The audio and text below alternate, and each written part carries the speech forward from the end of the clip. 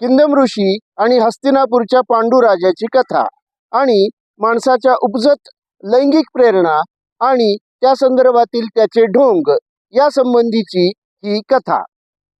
किंदम ऋषींना आपल्या पत्नीशी रतिक्रीडा करीत असताना हरणाचं रूप का घ्यावं वाटलं असावं या संबंधी असा प्रश्न कुणीही विचारित नाही, कुणीही तो उपस्थित करत नाही. कारण धार्मिक श्रद्धा असणारे लोक असे प्रश्न धार्मिक कथासंबंधी, पौराणिक कथासंबंधी विचारित नाहीत. पौराणिक कथा आणि त्यातील चमत्कार ते आहे तसे स्वीकारतात आणि धार्मिक श्रद्धा नसणारे लोक सहसा पौराणिक कथांच्याकडे वळत नाहीत. पण हा प्रश्न मी उपस्थित करीत आहे की किंदम ऋषींना रतिक्रीडा करत असताना, आपल्या पत्नीशी